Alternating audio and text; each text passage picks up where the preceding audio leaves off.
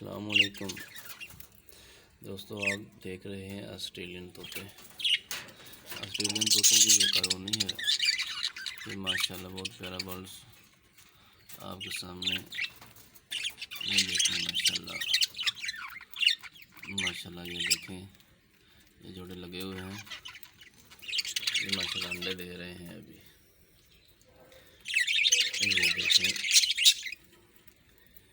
ये छल्ली खा रहे हैं, भुट्टा जिसको बोलते हैं, छल्ली खा रहे हैं। बाजरा और छल्ली इनकी खुराक है। ये नीचे लूसन भी है, लूसन भी खाते हैं ये शौक से। और आप इधर देखें माशाल्लाह ये जोड़ा भी लगा हुआ है। ये माशाल्लाह बहुत प्यारा सेटअप है।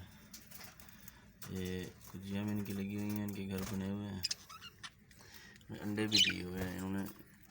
मैं आपको इंशाल्लाह दिखाऊंगा, अंडे भी दिखाऊंगा इंशाल्लाह, और आपको इनके बच्चे भी दिखाऊंगा।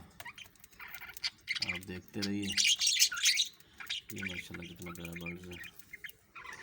ये बाकी आपको अगली वीडियो में इंशाल्लाह दिखाऊंगा।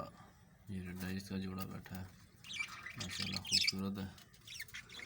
अगली वीडियो में मैं आपको इंशाल्लाह इनके अंडे दिखाऊंगा।